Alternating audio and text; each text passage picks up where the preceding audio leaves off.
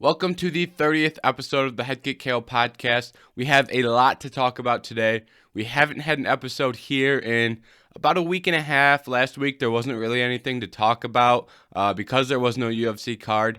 And then here where I live, we had a big storm and a power outage. That's why this episode is coming in on a Thursday and not a Sunday or Monday. But that's okay. We're just going to change up the schedule a little bit here. We're going to start off with a preview of UFC 263. Then we're going to move into some other news. And then at the end, we're going to look back on Jairzinho Rozenstruick and Augusto Sakai's fight card of last week. But it's going to be mainly the same stuff we usually do. In the other news, we're going to talk about everything that we've missed in the past 2 weeks in terms of fight announcements. And in that section, we're also going to talk about Tough. The first 2 episodes are out of this season. And I'm going to give my initial thoughts and reactions to these first 2 episodes. And that's something that I might keep up on, might not, depending on how the episode goes. Or the season goes, rather. If the season's a good season, I'll probably talk about it every week and give my thoughts on the episode. If it starts getting crappy, I'll probably stop talking about it, but, we'll see how that goes. But to start off, Israel Adesanya and Marvin Vettori. The rematch is headlining UFC 263, and this fight card is going to be a massive fight card. I mean, just looking at the names we have here, obviously the main event, just said it, Israel Adesanya and Marvin Vettori, their rematch. Then the co-main, we have Davison Figueiredo versus Brandon Moreno, their rematch of a fight that was one of the top 3 fights of last year, probably, if you're ranking best fights. So that should be electric. And then possibly the biggest name on the main card, we have Nate Diaz versus Leon Edwards, the return of Nate Diaz. Another big name in Damian Maia taking on a fan favorite in Bilal Muhammad. We've got up-and-comer Jamal Hill taking on Paul Craig. Jamal Hill is one of my favorite prospects in the light heavyweight division, and I'm excited for that one. We've got Drew Dober and Brad Riddell. They are they're in that tier of lightweight where they're not quite ranked, but everyone recognizes how good these guys are. And even though they're not ranked, they're still highly talented. And that's just the result of how stacked this UFC lightweight division is, that they're not ranked. But this is still going to be a good fight between 2 talented guys. And then we have a lot of other important fights as well on this card. Darren Stewart versus Eric Anders. Lauren Murphy versus Joanne Calderwood on the prelims has big implications in terms of what's next for Valentina Shevchenko. Hakeem Dawodu and Mozar Evloev are 2 of the 2 highly touted prospects at featherweight right now. There's a lot of prospects at featherweight, but Dawodu and Mozar are 2 of the bigger name prospects. Dawodu is a fan favorite, fun guy to watch. And then Chase Hooper's also on this card. He is, another well-known prospect who it's going to be interesting to see from Chase Hooper what we see from him in terms of how much has he grown in the striking department. But now we're going to start getting into each fight, kind of breaking down what I think is going to happen in all these. So we'll obviously start from the top, Israel Adesanya and Marvin Vettori. This fight here, my early thoughts are I'm leaning Izzy here, but I recognize how good Marvin is, and I think Marvin does have a chance. I think he's being overlooked, just a little bit here. He's a very talented guy who has a style that could present problems for Izzy. Marvin isn't a terrible striker. That's obviously not his bread and butter. If this fight takes place on the feet for an extended amount of time, this is going to be Izzy's fight to win, and I don't think anyone is going to argue that. But Marvin can get this fight to the ground, and the question is, can Izzy defend these takedowns from Marvin? And if he gets taken down, is he able to get back up? That is kind of, I don't like giving these breakdowns where it's like, oh, we have a striker versus a grappler, because a lot of times, that's kind of overplayed and not really true. But in this fight, I think it applies. You have Izzy, who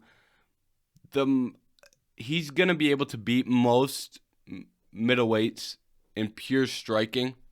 The only guy I think that really has a chance is, you'd like to say Robert Whittaker when it comes to pure striking, but Izzy already finished him once.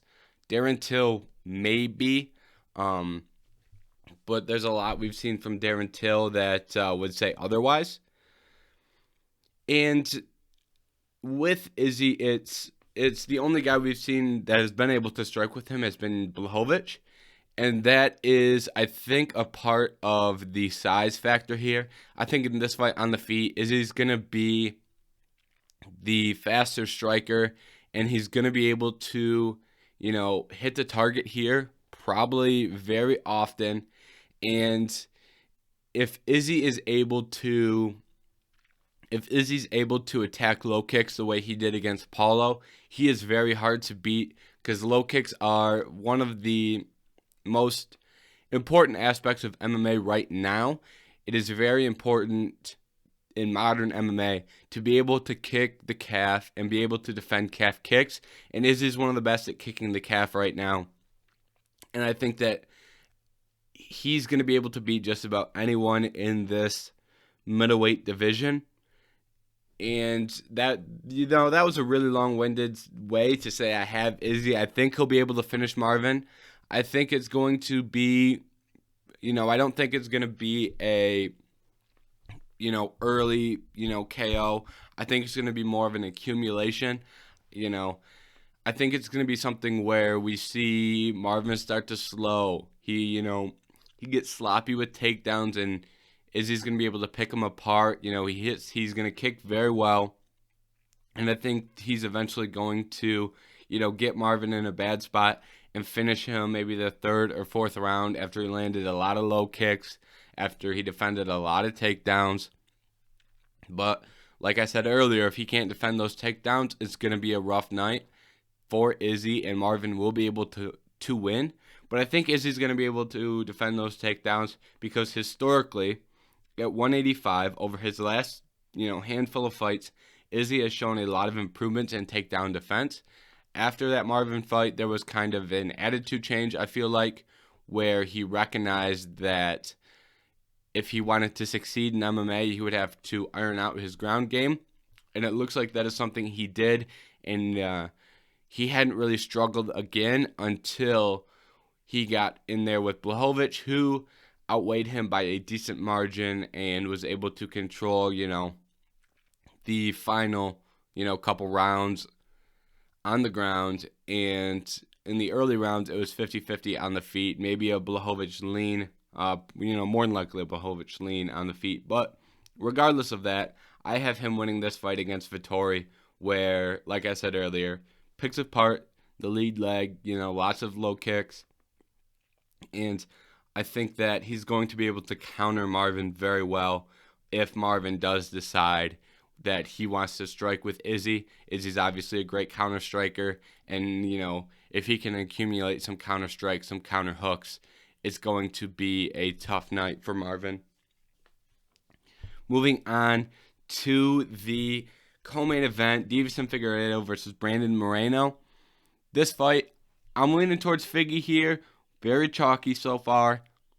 I think there's something to be said for, he did not technically win the last fight, but he won 3 of 5 rounds, and he would have won that fight if he didn't kick Moreno low.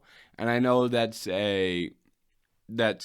did that, and he lost the point, and he deserved to lose the point, so that brought the contest to a draw.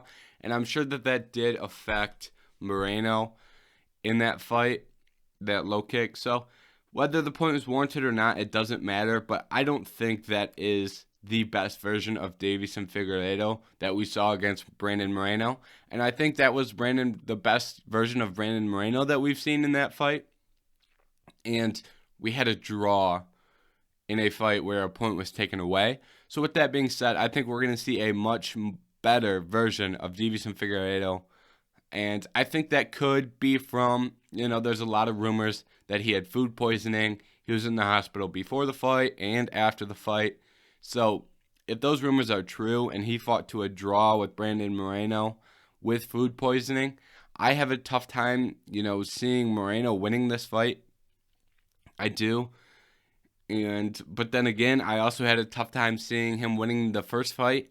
I probably said the same exact thing. I probably predicted a Figueiredo first round finish. I don't remember what it was off the top of my head, but I'm sure I sat here and said that Figueiredo was easily going to win the first fight, and he didn't. So, I could be wrong here, but Figueiredo is someone who I look at as a very complete fighter and very dominant, and he can win in the majority of aspects of a fight. So when someone like Figueiredo, who doesn't have a clear weakness, I'm not picking Figueiredo because it's not like there's a stylistic thing here where he has an advantage stylistically.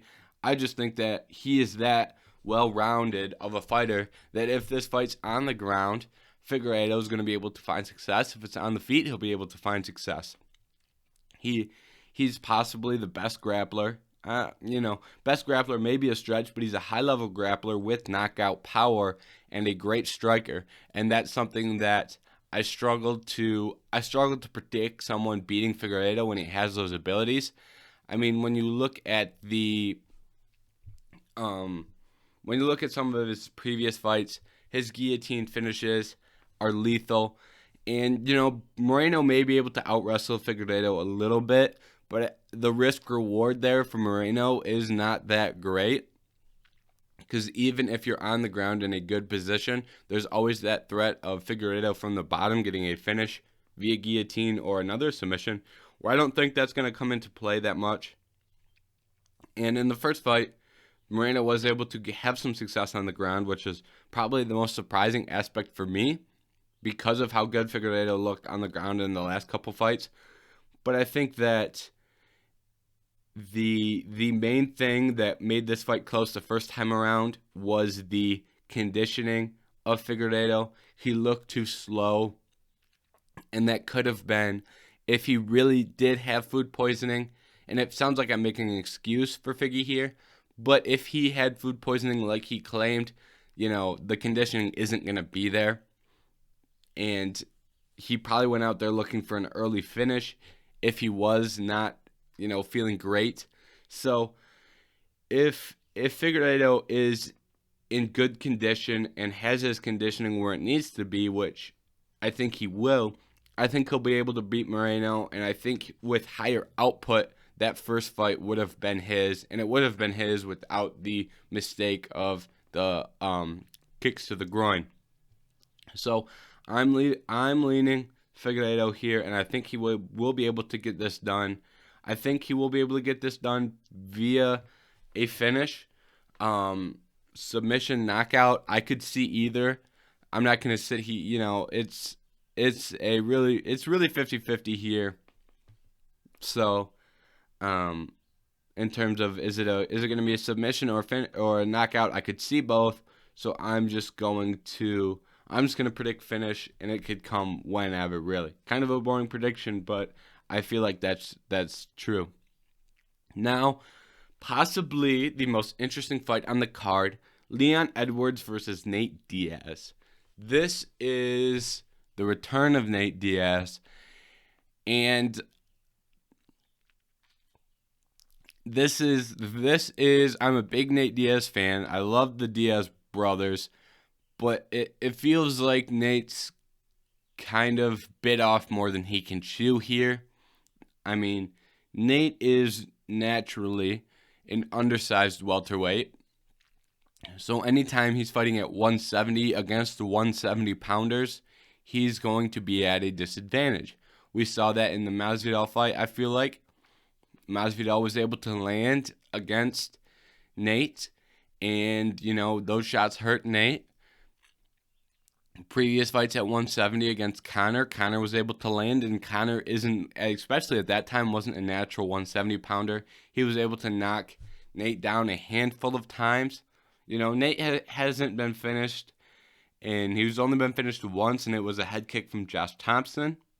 With that being said, he's been knocked down plenty of times, and Leon Edwards is someone who is so technical and so composed that I think he will be able to land on Nate Diaz. I think if he gets in close, the elbows are going to be a big problem from Edwards. Leon Edwards has great elbows. But with that being said, Nate Diaz also is a very good boxer. If you put Nate Diaz in a phone booth, he could box his way out of it.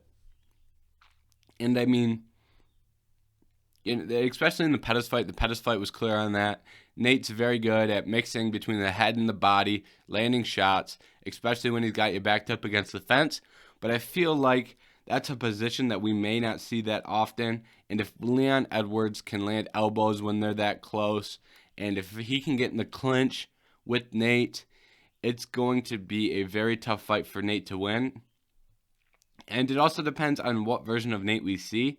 If we see a Nate Diaz that is more willing to use his ground game and his great BJJ, he's going to have a much better chance to win this fight.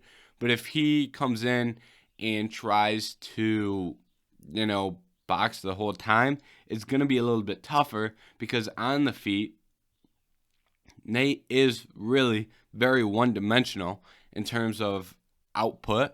He is, mostly just his hands. Leon Edwards is going to mix it up. He isn't just going to come in here and try and box with you. He's going to, use kicks, use elbows, use everything.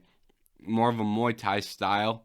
I would, I don't want to call Leon Edwards a Muay Thai fighter, but he's gonna mix it up and utilize a lot more tools than Nate will use.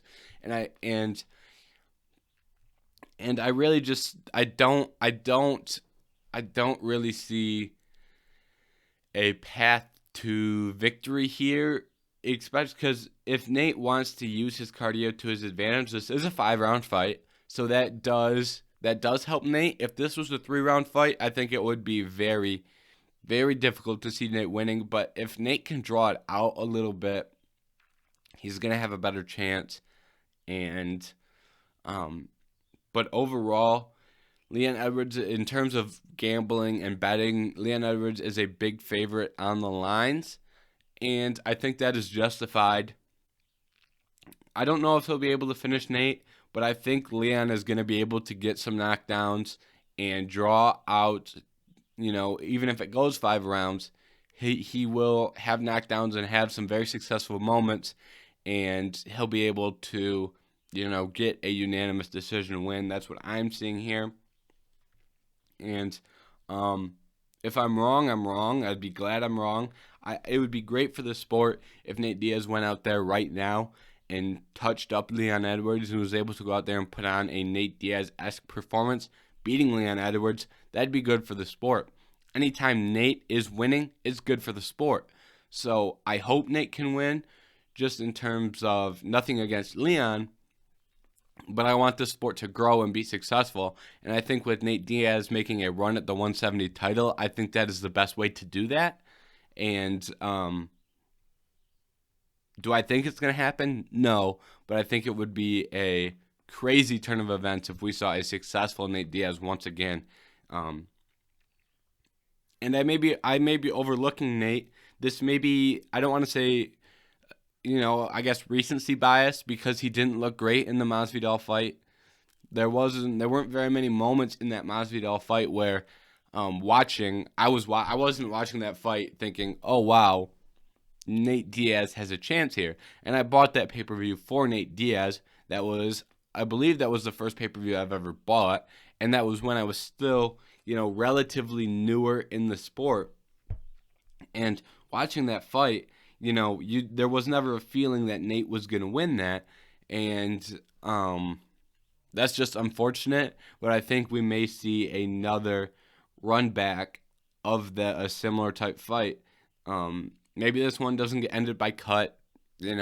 I think if Masvidal has a chance to finish that fight, if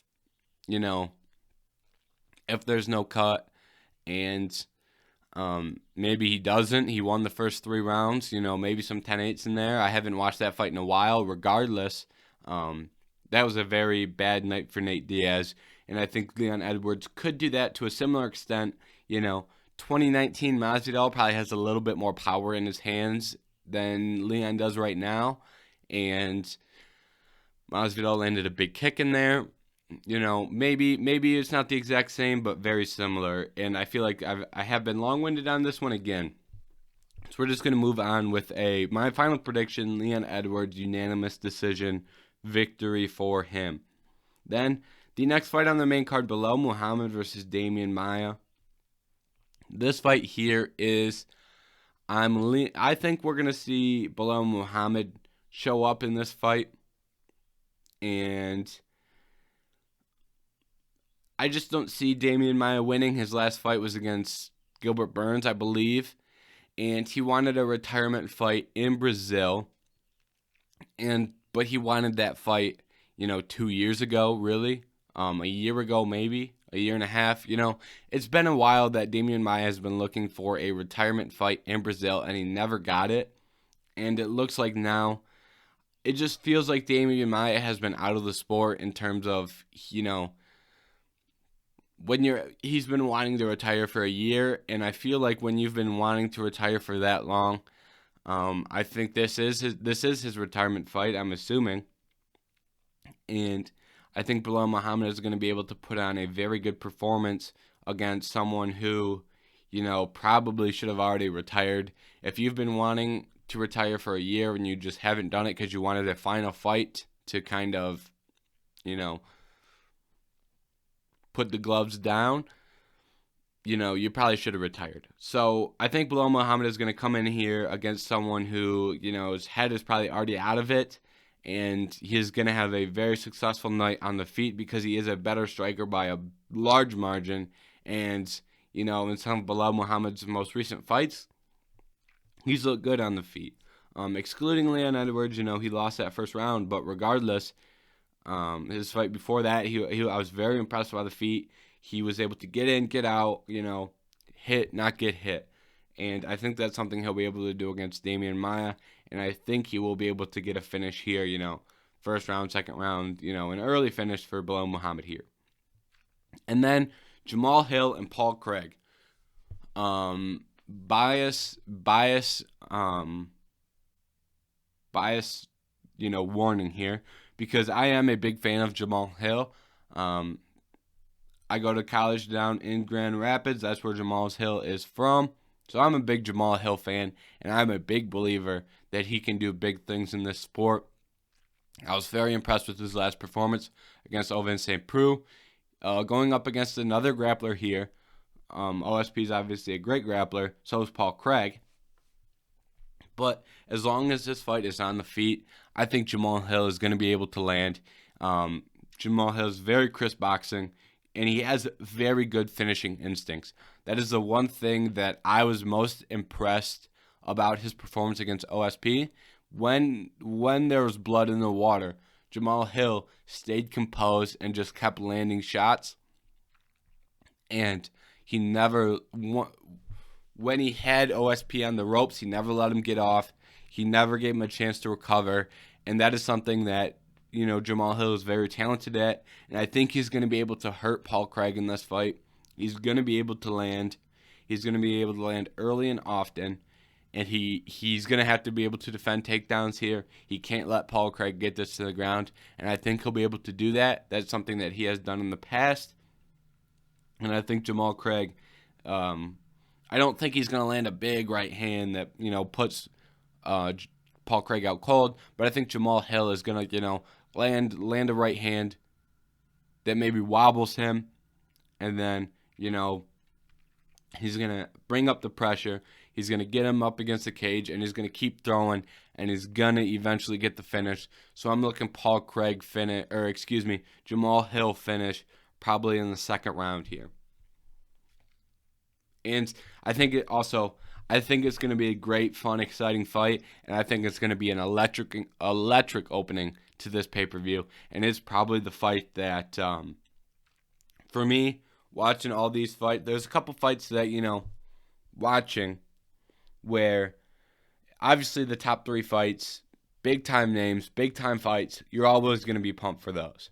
But on a pay-per-view, there's always a couple fights that you're just ready for. Paul Craig and Jamal Hill are 14th and 15th in the world at light heavyweight, but I'm just ready for this one. Same with Dawodu and Mosvar. It's another fight I'm just ready for.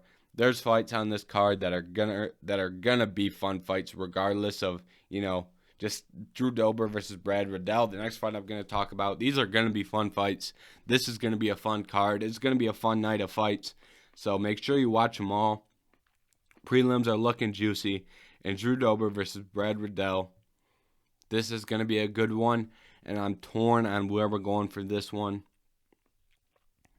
I like Drew Dober and Brad Riddell a lot, but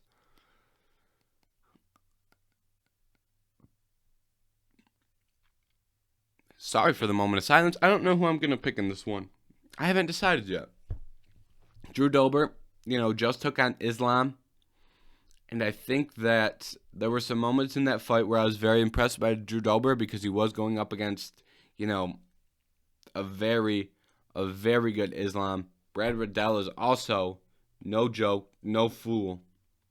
And I think I'm leaning. Yeah, I might just. I think I'm gonna go with Brad Riddell in this one. Not by a large margin. I think this is gonna be a close fight. Either way, both guys can win this fight. It's going to be a close one. I lean Brad Riddell by decision, but if Drew Dober goes out there and wins, I'm not surprised one bit. And I think that's the last fight I'm going to talk about on this card. I already highlighted the big fights. We'll talk about Joanne Calderwood and Lauren Murphy, actually. This is going to be a fun, important fight, and I'm going Joanne Calderwood in this one. I was very impressed with her last performance against Jessica I think she'll be able to go out there and get it done, and it's going to be interesting to see what's next for the flyweight women. This is an important fight, and we're going to talk about does the winner get Valentina? Is the winner going to get a title shot here soon? Possibly. I'm going to talk about that next week when we do the post UFC 263 episode. It's going to be close. We'll have to see how that turns out. If it's a fun fight, if someone impresses, maybe they do get the next title shot. And then Hakeem Dawodu versus Movsar Evloev. My head is telling me that Movsar is going to win this one, but my heart is telling me Dawodu. Dawodu's a fun, exciting fighter to watch, and I hope he goes out there and gets the dub because he has, fan favorite written all over him. His last fight was an exciting and fun one to watch. Hopefully he goes out there and puts on another very similar performance. But Hakeem Dawodu is fun to watch, and that's the last thing I'm going to say in regards to UFC 263. Starts at 10 o'clock on Saturday. Make sure you tune in. Make sure you come back here on either Sunday or Monday, maybe even Tuesday, depending on how the work schedule is, because I'm going to talk about this card, talk about the fallout, and because there's going to be a lot to talk about.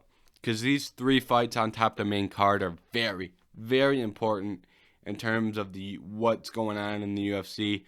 2 of them are title fights. One's a fight with probably a top 5 star. How does Leon Edwards come out looking with that fight of Nate Diaz? Is he a new star? What does Damian Maia retire? Does Bilal Muhammad get a win? Does Jamal Hill prove that he should skyrocket in these light heavyweight rankings? Does Drew Dober and Brad Riddell, do they move back into the top 15? Who gets the next title shot against Valentina? Who is one of the best prospects at 145? There's a lot of questions that we're going to have answers to, and there's going to be a lot of new questions that rise from this card. So make sure you don't miss it. I feel like I'm advertising for the UFC, but I truly believe that this is going to be a fun card that you don't want to miss. Now we're going to move into some other news inside the UFC, and we're going to start it off with the oldest piece of news that probably happened a week and a half ago, but because I haven't recorded, I haven't talked about. Max Holloway versus Yair Rodriguez has been booked for July. Now, this is wild to me because Max Holloway is a savage for this. He doesn't have to fight. He gets the next title fight at 145. All he has to do is say, all right, I'll take it.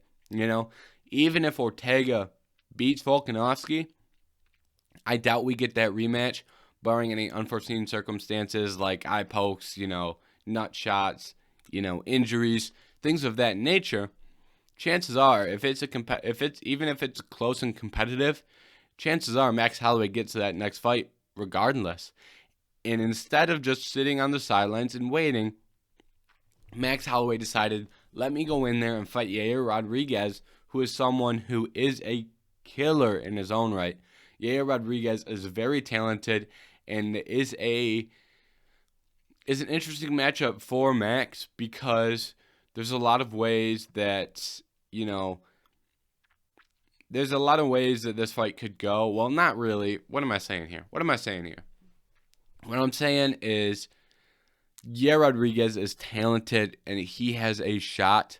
I'm not going to, when it comes time to predict for this fight, I'm not going to predict Yair and I'm not going to pick Max. And that's because, I picked Max no matter what, so there's no point in me even saying here. But I think that the kick game, and I think that the best way to beat Max Holloway is to keep him at a distance and not let him get in his rhythm. And I think kicks up from Yair could potentially slow the rhythm of Max Holloway. With that being said, if Max Holloway has a good first round and gets in a rhythm, it's going to be a bloodbath, and he's going to win by a mile. But Yair, I think, has a better chance to disrupt that rhythm than Kelvin Kattar did, and I think he has a better shot of doing that than a lot of guys do. And Yair probably has a better shot of doing that than the likes of Korean Zombie, maybe Ortega. That was something that Volkanovski did very well by kicking the leg. I think Volkanovski laid out a good game plan on how to beat Max, and let's see if Yair can use his kicks to do that. But we'll talk more about that when it comes time. But I think the main thing here is Max Holloway didn't have to do this, but he's doing it. He could have sat out until November and got a chance for the title. Instead, he wanted to stay active and is fighting a killer. So all respect to Max Holloway for even taking this fight, even listening to phone calls for fights. The UFC could have called. I imagine he had to call the UFC to get a fight. I imagine the UFC was okay with him just sitting on the sidelines and waiting for the next title shot. He probably had to call the UFC and said, hey, I want to fight. And the UFC was probably like, well, okay, if you want to, So, respect to Max Holloway here.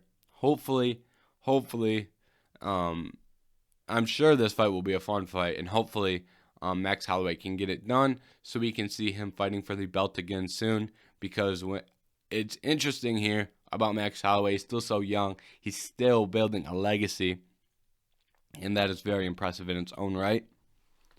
And then probably the next biggest piece of news was Paulo Costa is out versus Jared Cannonier, and Kelvin Gastelum is in. We're going to start with the easier piece to talk about here, and that's Kelvin Gastelum is in for this fight with Jared Cannonier. This is an opportunity that Kelvin Gastelum only gets by stepping in on short. Not even that short of notice, but this division is pretty booked up, and Kelvin Gastelum doesn't get a top 5 fight without someone pulling out. So he was able to get a fight with Jared Cannonier, and Cannonier is probably going to be the heavy favorite here, I'm assuming. And I'm interested to see how Cannonier does returning from an injury. And let's see if Kelvin Gastelum can go out there and get a win against a top 5 guy, because that would shake up the division, a Kelvin Gastelum win over Jared Cannonier. Now, the tougher part here is Paulo Costa pulled out, not because he was injured, not because he was sick, because he wasn't getting paid enough. Now, this is a tough topic to talk about, because I don't like talking about fighter pay here, because it's hard to figure out, the exact numbers. I could sit here and talk about fighter pay all day, but I don't know how much Paulo Costa was offered to take this fight. Was Paulo Costa offered $1 million and said no? Was he offered $5,000 and said no? Both of those are unlikely numbers, but you get what I'm saying. Is I can't judge if Paulo Costa is doing the right thing here, because I don't know what he's getting paid. And, there have been, numerous accounts where, fighters have been gotten paid from outside of their reported numbers. So it's hard to even look at reported numbers to determine fighter pay. Many guys have said that, what the reported numbers are for fighter pay, that isn't really what they're getting.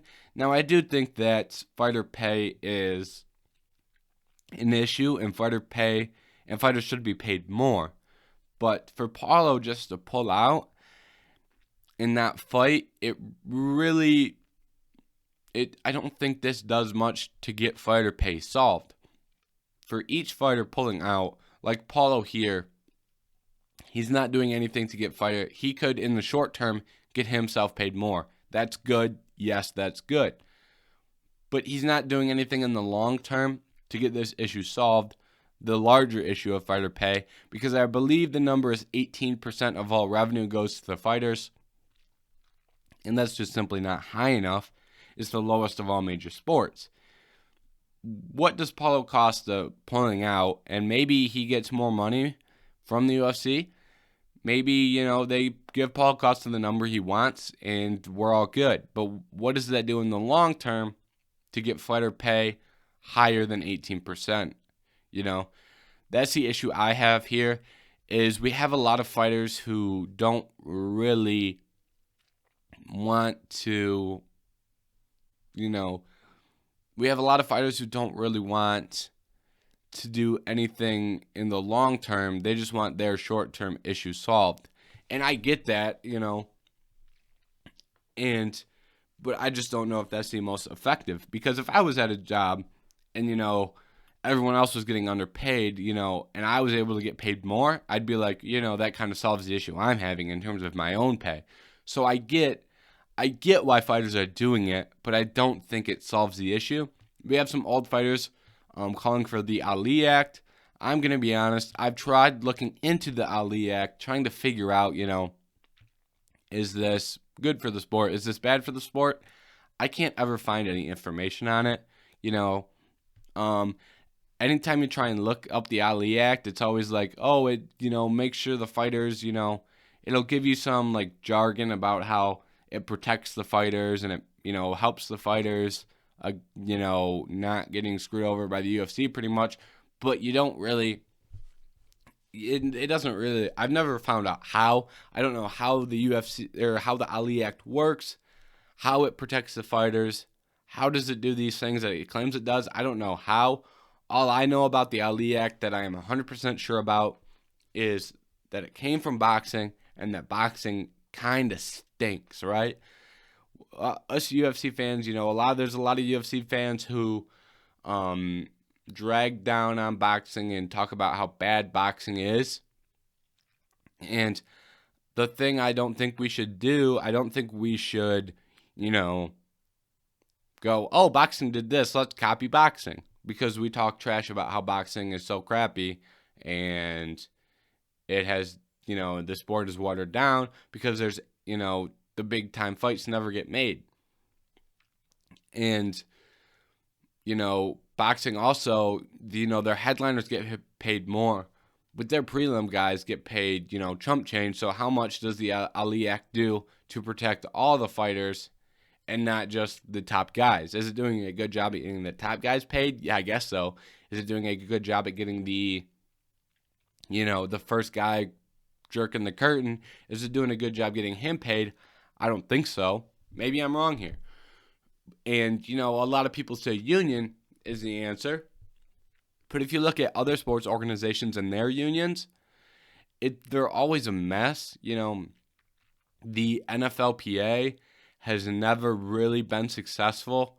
They always lose negotiations and have situations where they, don't really get the things the NFL players want. The union isn't very good at getting those things for them. That was very broad, but a lot of unions for other sports just aren't successful and usually lose to the owners in terms of, bargaining and things like that.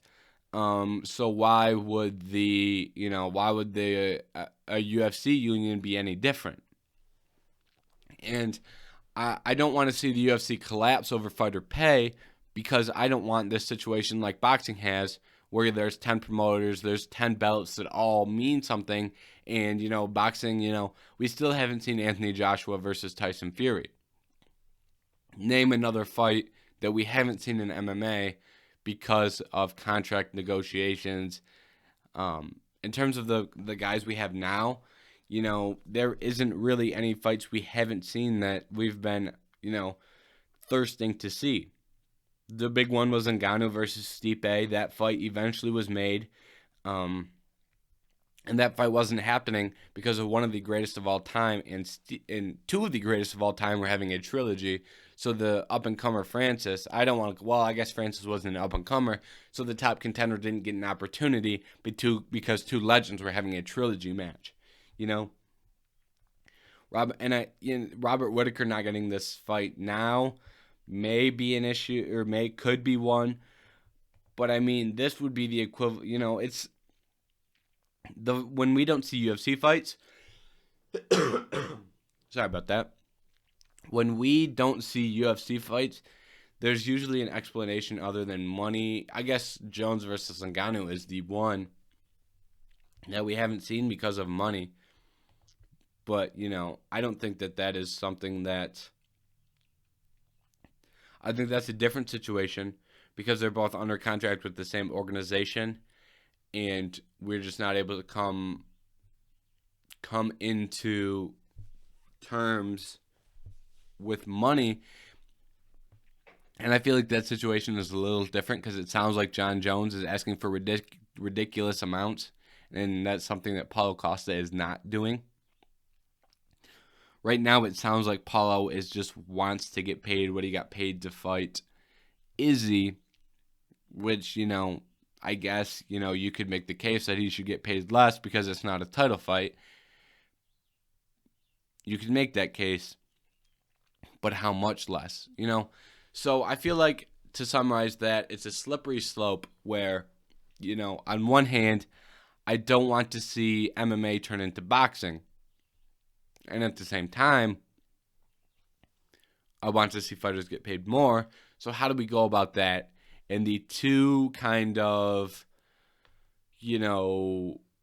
ways, the conventional ways where people say, oh, this will get fighters paid more, being the Ali Act and a union, I feel like both of those are routes that have been tried and have not truly worked.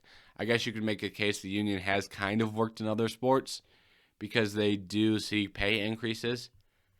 But, it's a tough, slippery slope, and I don't have the answer. And I think if there was a clear-cut answer, we would have seen the answer, and it wouldn't be an issue now. But hopefully we just see the UFC start to pay their athletes more so we can avoid a union and we can avoid the Ali Act and we can avoid those things. And I think that Endeavor buying out, or whatever the new UFC owners are called, I believe it's Endeavor, right? But the new Endeavor, them buying out the UFC, oh no, it's not Endeavor. What am I talking about? They're obviously the originals with Zuffa.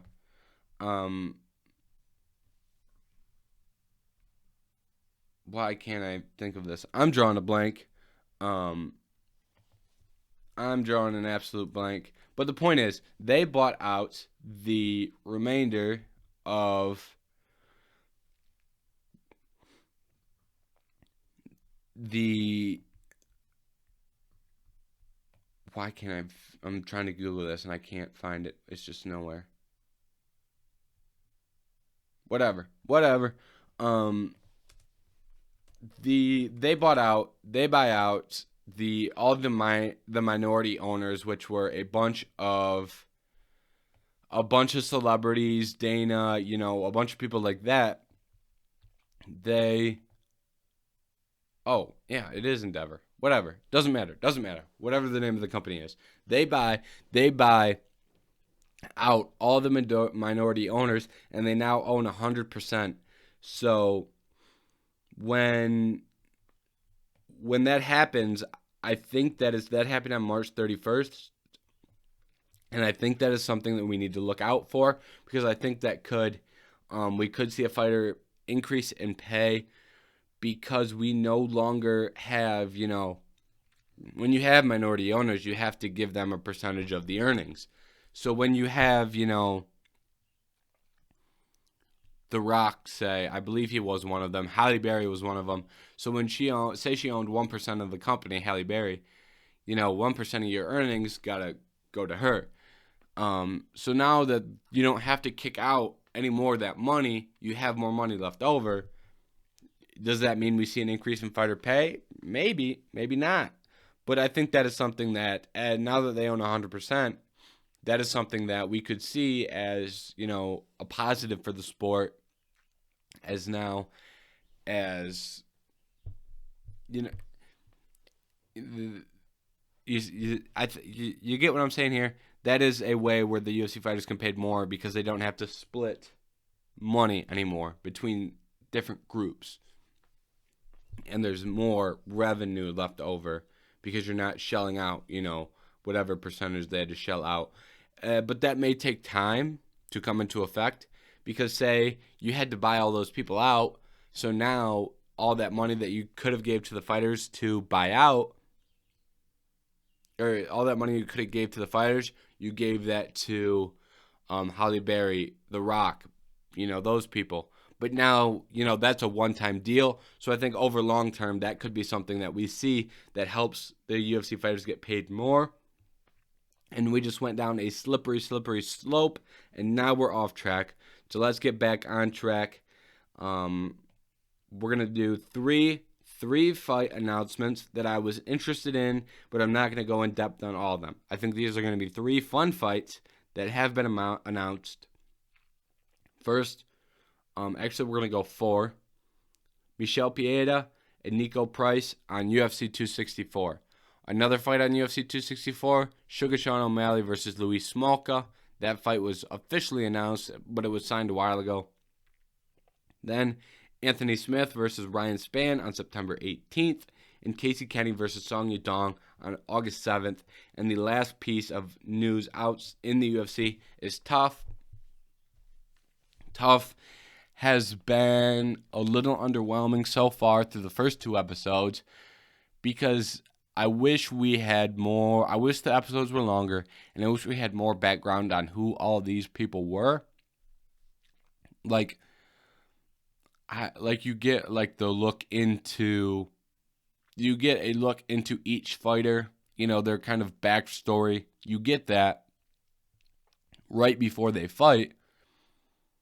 But everyone else in the house, you don't really know anything about them yet. Like the dude to our fight next week, I really don't know much about them. You got 5 minutes about them at the end of last week's episode, and most of the guys in there, you don't know anything about, and you won't know anything about them until they have their first fight. So I wish there would have been something more of an introduction, so I kind of had a rough idea of who all these people were, before the teams were even picked. Like when teams were being picked, I was sitting here watching the teams get picked, and I was like, I've heard each of these dudes say like 4 words. Why do I care which team they're on? And then the editing is so shit. It's like for the whole first episode, they talk up this dude from Alaska. What was his name? Aaron Phillips, I think. They talk this dude up about how he's a slick boxer and how he could get this done with his hands. And then 15 seconds before his fight, he was like, "Yeah, I'm looking to get my first knockout." It's like, okay, so he's not a slick boxer.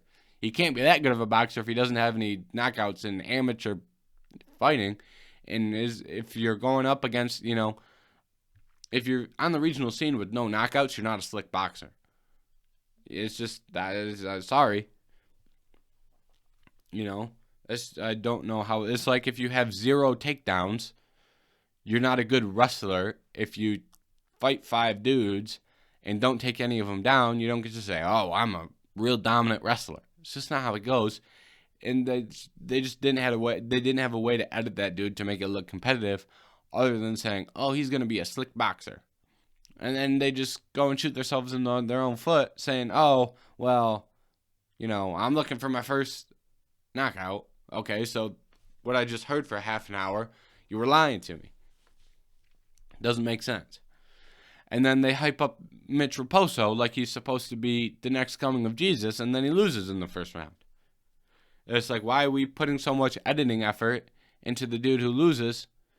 And I get it, you want to make each fight compelling, but at the same time, they were giving Mitch Raposo this edit like he was going to be the winner. He got more screen time. They were looking like he was going to win the whole episode, or the whole season. And maybe he gets back in. Maybe he does really good. But why are we spending so much time? We're getting almost no interaction between, these guys in the house.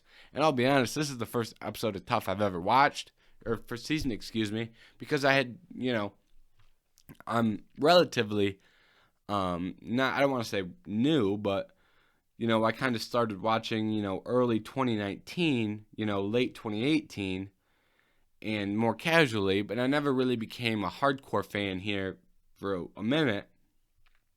But, I had been a hardcore fan for a while before starting the podcast, so don't think, oh, he, just started a podcast out of nowhere. That's not really how that went. But I was never a hardcore fan while Tough was on air, really. So, and I've never wanted to go back and watch previous seasons because I've seen all the cool clips, I've seen Rampage pulling the door down. I've seen, all the good trash talk from Conor and Uriah. I've seen, Chael not letting Vanderlei get close. I've seen all those. So if I go back and watch the seasons, I've seen the clips of Nate and Tony talking to people and getting into arguments. I've seen all that stuff. So why would I want to go back? I've already seen all the cool stuff. I'd just be going through watching the shit and then re-seeing stuff I've already seen. I'd be like, oh, this isn't very entertaining. And then the entertaining thing comes on and I've already seen it 30 times on Twitter. So I'm not going to go back and watch any of those. But with that being said, I wish we were getting more interaction out of the people in the house. I feel like that's a good way to get to know people. We're really getting like 5 minutes of house interaction each time. And we're getting a lot of clips from, these people like, oh, this is my home. And I'm like, ah, cool. Should have just showed me that one time in the first episode. They would have, I would have liked the way Survivor, I used to watch Survivor all the time, not as much anymore, but the way Survivor did it was, you got 20 people. The first episode's like a longer episode, and then you just introduce every single person in the first episode, and you kind of get a sense of who that person is. And then for the rest of the the rest of the show, you focus on what happened during the show. Like, they have a whole week's worth of film because apparently there's like one fight a week or something. Or I don't know exactly how that goes. But we're seeing like 5 minutes of a place where cameras are rolling 24/7. It's like, what are we doing here? What are we doing? What are we doing? This sucks. Hopefully it gets a little better, but right now I'm not too impressed. I think, with that being said, I'm not too impressed in the reality TV aspect of the show because it could be way better. It could be so much better, and it still could get better. You know, it's not like it's dead in the water.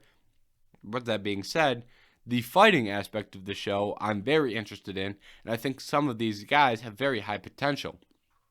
From what I've seen so far, I was impressed with Andre's first performance in his first fight, and in the second fight with Mitch, I think Mitch looks very good on the feet, and I think he has high UFC potential in the future. He's still very young, and the guy he fought, I can't remember his name. Doesn't matter really. I could figure it out, but it's not that big of a deal. Well, I guess it is because it kind of looked like a dick, not really knowing his name.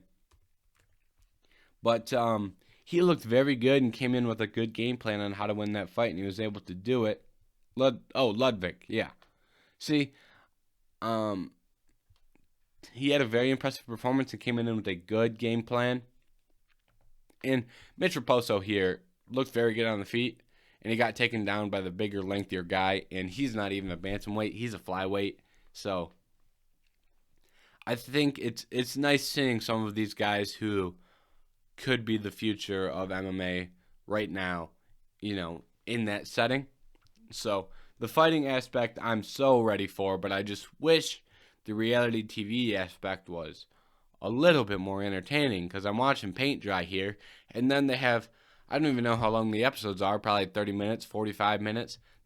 They seem short, and then they have this post-tough after show where I listen to this Charlie lady talk to some,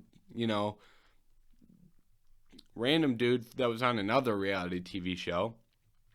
And she talks to Chael. She asks Chael 2 questions. The 2 questions she asks Chael are the best 5 minutes of the show, the post-tough show. Then she has some, she throws another boring interview in there. Nothing against her, because she's just doing her job, and she's not doing that bad.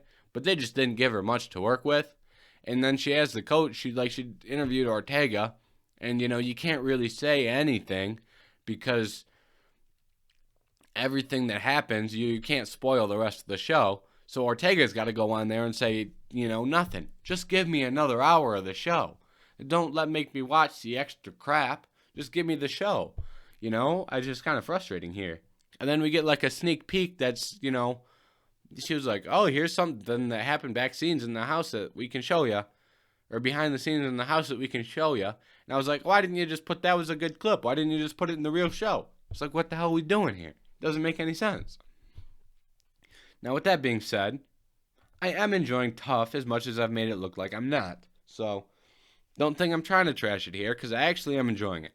I am enjoying it, but there's just a lot of ways that they could make it so much better, and it's evident why it failed, because they just, do the shit I just talked about, and it's frustrating. With that being said, that's all the other news that I want to talk about. So now, we're going to do a quick... I'm sorry, once again. Fucking sneezing all around.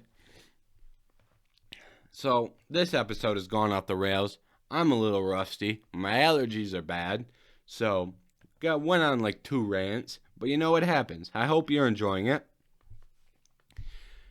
Let's go back. Let's rewind about a week and a half to Jairzinho Rozenstruick versus Augusto Sakai.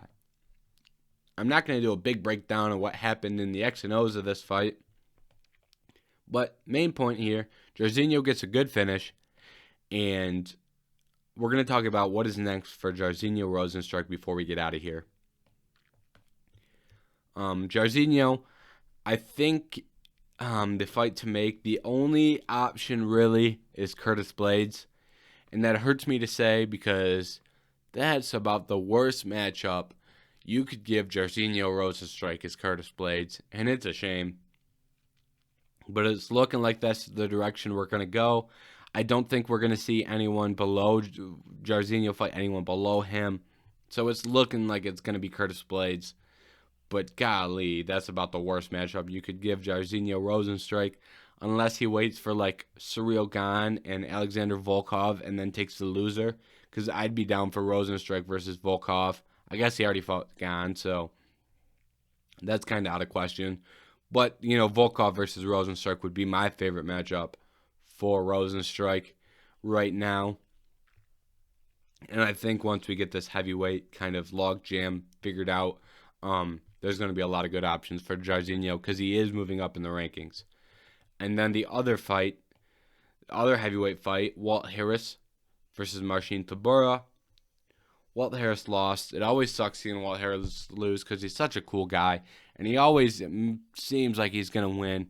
He landed a barrage of heavy strikes and then gets taken down and finished, which sucks for Walt Harris.